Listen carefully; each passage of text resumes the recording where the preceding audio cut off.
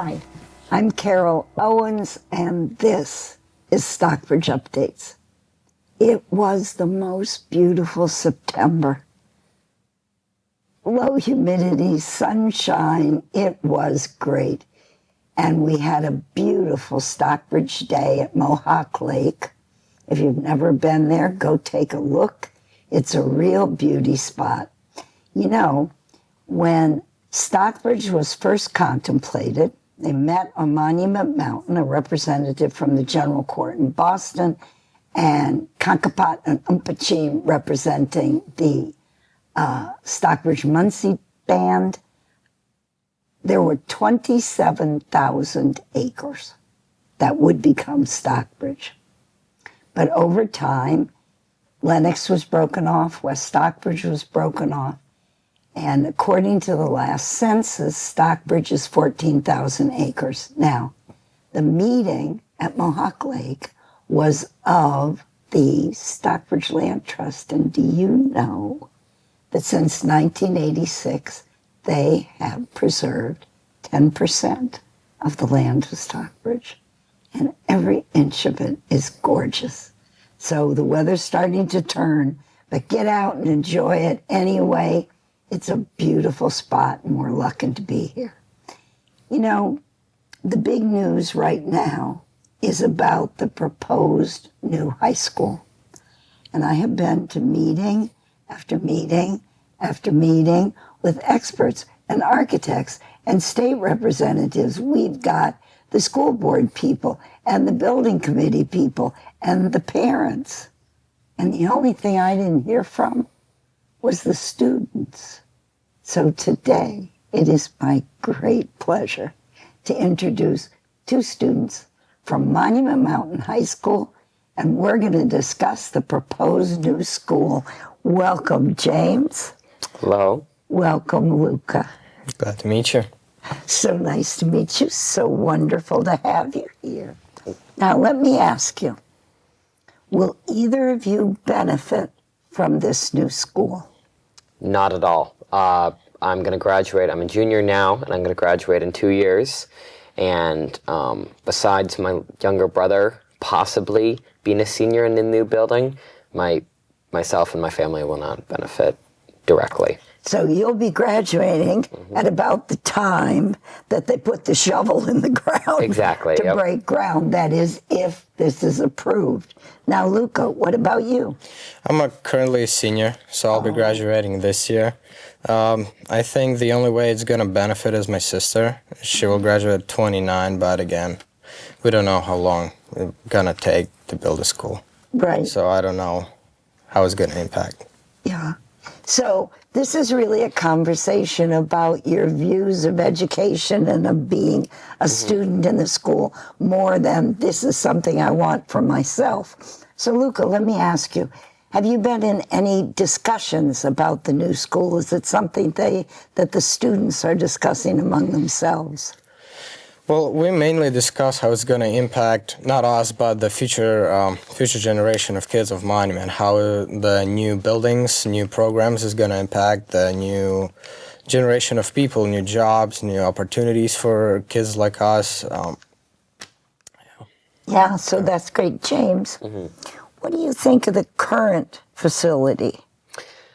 I think that with Monument how it is now, we have amazing staff, we have amazing opportunities, but the building is really lacking, and it just limits how much we can learn. I mean, the Massachusetts Board of Education, our classrooms are too small for what they require.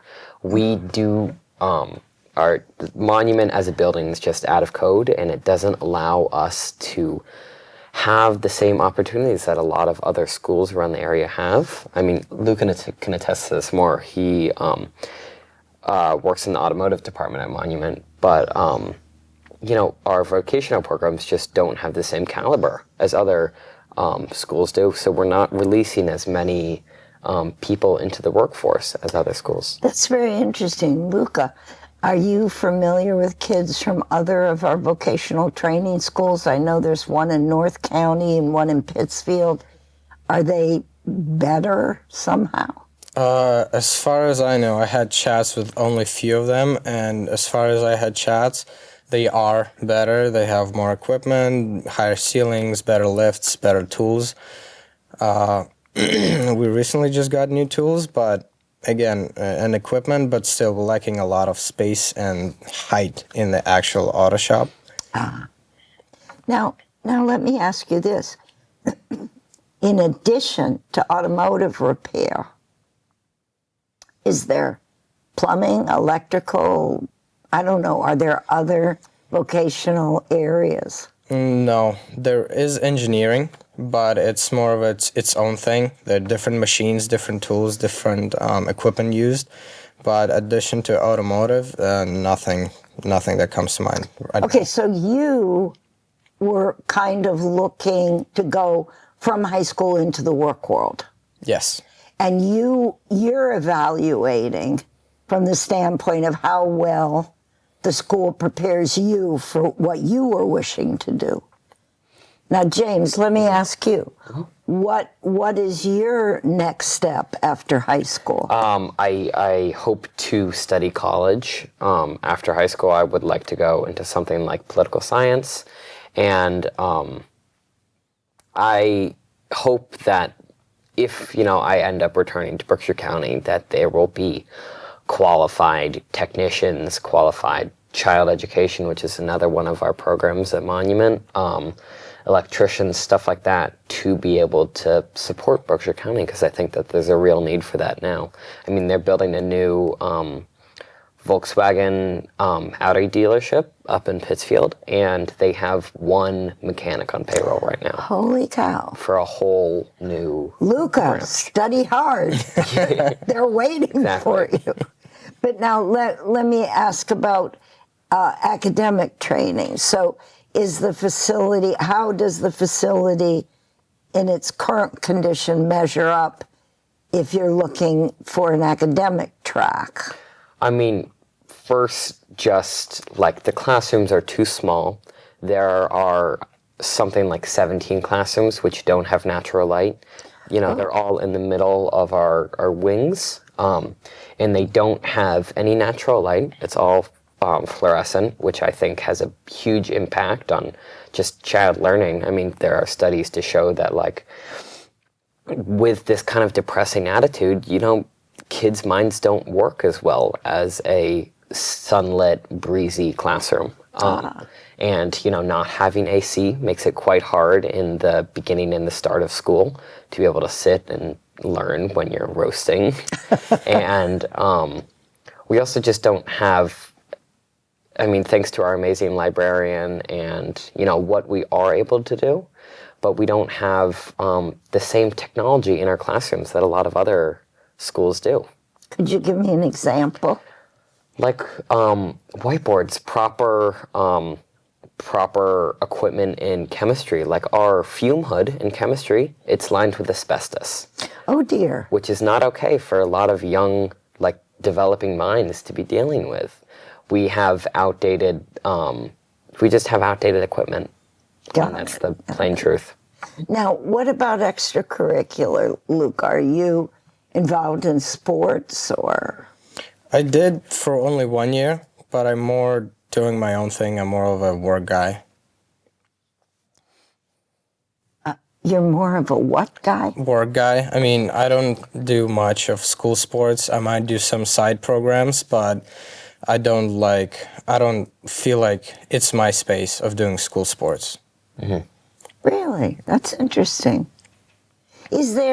Talk to me about that. Is there sort of where you belong and where you don't, or what are the kind of, in sociology they talk about the formal organization and the informal organization. And if you've never heard of that, the formal organization is all the rules they tell you, Right. Get to class on time, show up every day, have an excuse if you're tardy or absent. That's like the formal organization. Informal organization is what the kids tell each other over lunch. Mm-hmm. So what's the school like on the informal level? Are there cliques? What's going on? As any high school as any high school is. There's cliques, there's different groups, there's the teachers that are tough on homework, there are teachers that are more relaxed. But I think that there's more of a just the attitude at Monument. It's, at least from what I've noticed, we're quite down on our school. We love our teachers. You know, I think that they are some of the most amazing teachers I've ever learned from. They are incredibly knowledgeable. They know how to teach. They really care about teaching. So we're definitely not lacking in that department. But we're just down on our building. You know, it's such a slog to go to school and to study in those cramped classrooms and you know, go through the poorly designed hallways. It kind of brings your mental happiness to go to school way down. Gosh, so it's kind of depressing in a way. Exactly. Luka, do you feel that also? Yeah, I mean, when my brother and me used to go to that school, he graduated recently, we made this reference, and I'm sorry for that. We feel like this school was in past a prison. How gray and bold it looks, how depressing, how closed up, how there's no service, and we just feel like it's a prison. It looks like it, but it's not actually. No, well, of course not. But that's the feeling that it engenders. And you think the teachers feel that way too? I do not know. I haven't talked to them, but I feel like they have an idea of that too. Mm-hmm.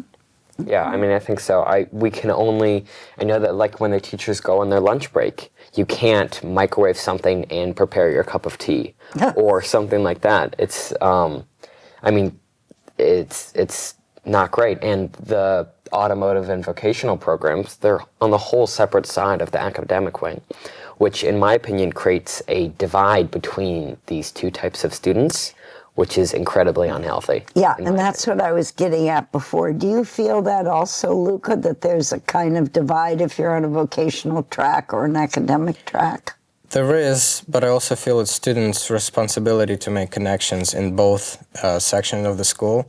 And also, I feel like it is done on purpose because the automotive wing, engineering, and woodworking, it's very unsafe. So if there's different students just walking around class, or just like really close to it, something can happen and students can be hurt.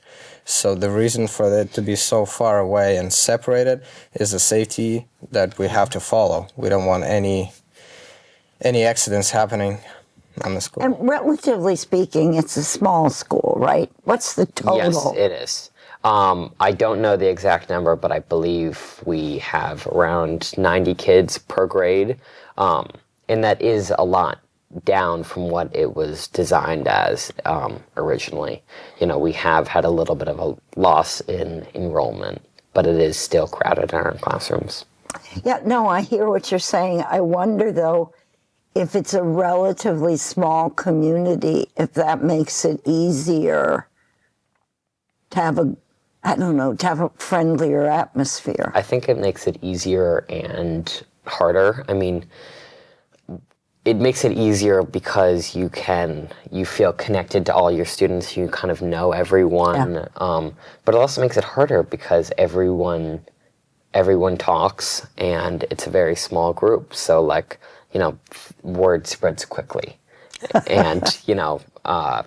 Let me assure you, that's true in our villages too. It seems to be the way things are. Well, I've always enjoyed being at the school for the big auditorium. I've been to plays and big meetings, and I was always very, very glad that we had that space in the community. But it did look a little tired. It is.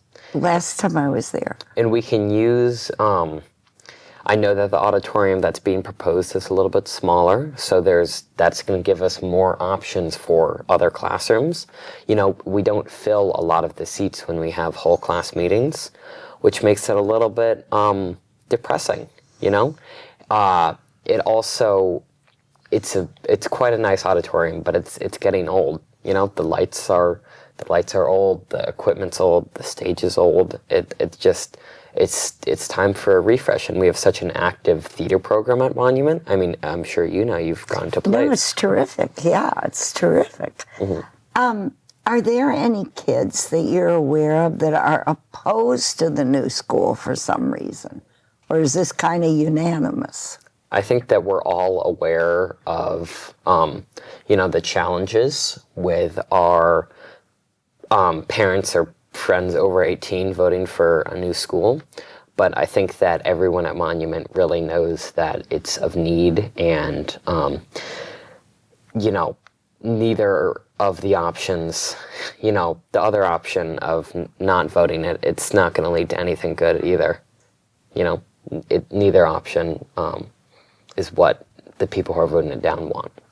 Yeah, I think what James is talking about is that there were 3 choices that the building committee investigated, and one was the new school, and one was repairing the current school. I don't even know what the third one was. It was combining with Mount Everett. Oh, right. Yes.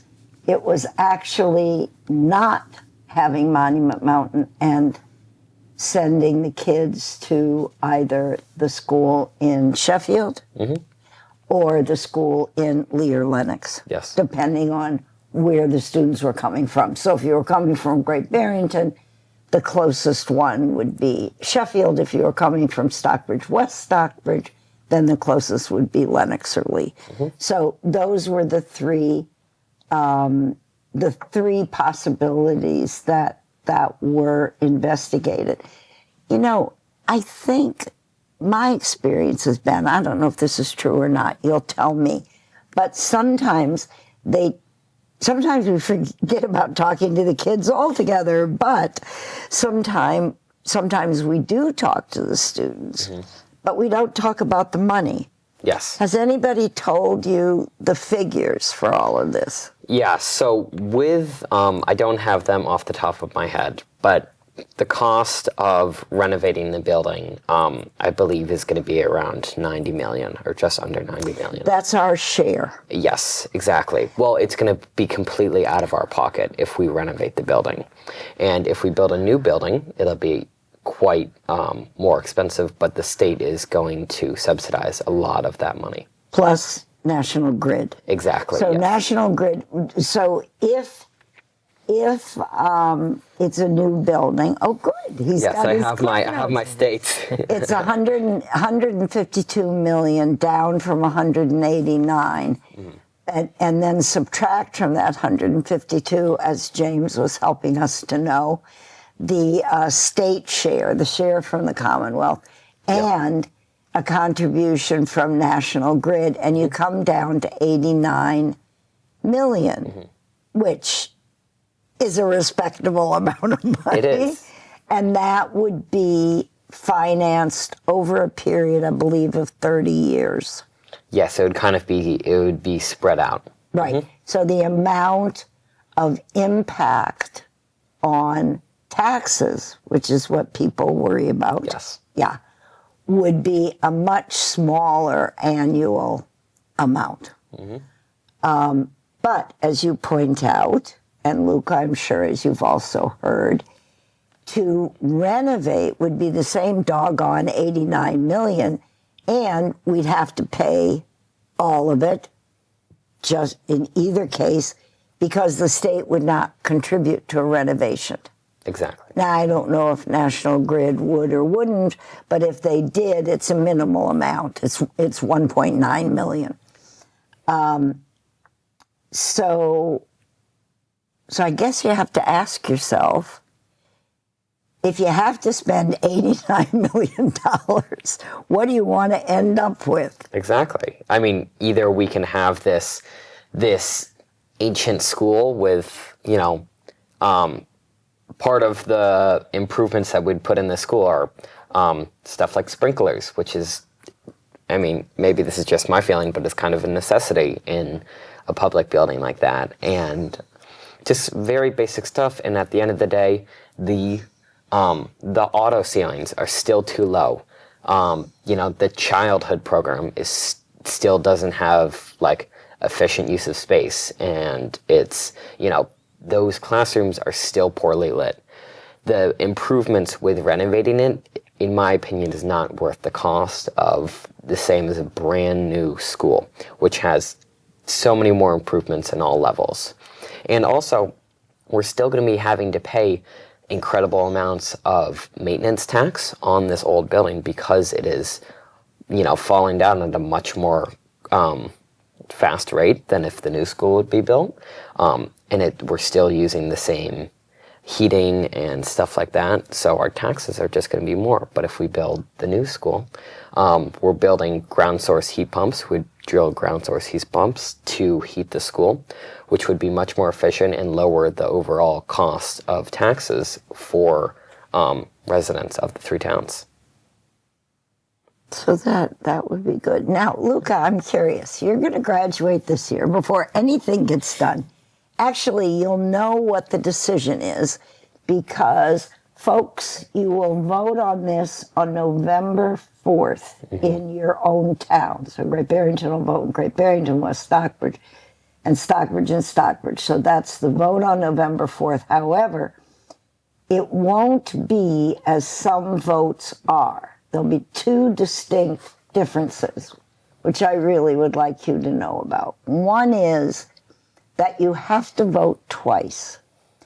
In Massachusetts, there's something called Proposition 2.5, and that was passed many years ago, and it says this: in any given year, the administrations cannot raise the taxes, cannot raise the budget on which the taxes are based more than 2.5%. Clearly, the school would raise it more than 2.5%. So you first have to vote on whether or not you will waive Prop 2.5. Therefore, we can fund it. If, for example, you voted for the high school but voted against raising Prop 2.5, well, that'd be swell, except you would have voted for building something that you have no money for. So that would cause a problem. So you have to vote yes and yes for the money and for the construction. Now, secondly, generally, the way school votes in a district go is all three have to vote yes. So West Stockbridge, Great Barrington, Stockbridge would have to vote yes on this in order for it to go forward. Not in this case. In this case, they're going to pool the votes. X number of people voted in West Stockbridge, X number of people voted in Great Barrington, X number of people voted in Stockbridge. That's a total of X voters. And of that, the total yeses were this, the total noes were that. And that will determine what happens.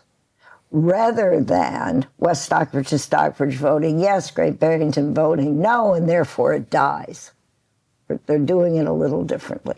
So it's going to take a minute to get the vote. But Luka, after November 4th, you're going to find out what's going to happen. And you're not going to benefit directly. But will you have any feeling of connection to it? Will you kind of watch what happens or go to see what the new building looks like? What would be your post-grad connection? I would be really, really happy for the new building and new students who would go there, because right now, I'll go a little automotive. We have only 2 lifts and ceiling really low. It creates big safety issue and not enough space, a lot of crowdings. The new auto shop is going to provide more lifts, more space. People are going to feel more free there, because right now we're crowded. And with new programs that are coming out, I'm really happy to see that, because more opportunities for students to decide what they want to go do in the future is going to be presented at the school. new teachers, new classes, new library is gonna look amazing. If you just in the study hall wanna work out some homework, it's gonna be just way more relaxed and better mood than what we have right now. Wonderful. That's such, Luka, that's such nice community spirit. I love that. And you're not going to benefit from it, and it'll still make you happy. By gosh, there's hope for the next generation. James, what do you think? I really do hope to come back, and I'm excited for this new building to be able to fill holes in Berkshire County. I feel like that's the main point. I mean, if you are in need of electricians, of mechanics, I mean, this is something that can provide those. And despite that fact, I think it's just going to improve our community in incredible amounts that we're not going to realize until we have these students coming out of the school. Yeah. Well, so lovely having both of you. I mean, it is a joy to talk to what's going to be our next generation and see your commitment to work and to a communal feeling. I'm thrilled. Okay, now, Luka, say your full name. My full name is Luka Kononenko Andrievich. Lovely. And where were your people from? I was born in Kyiv, Ukraine. Oh, marvelous. Well, we hold a positive thought for Ukraine. Thank you very much. James, say your full name. My name is James Lawrence Tonetti. And how long have you been in this community? I've lived in Stockbridge my whole life, and my parents are from the city. How lovely. Well, you're wonderful additions. It's been my joy to have you. Thank you so much for coming.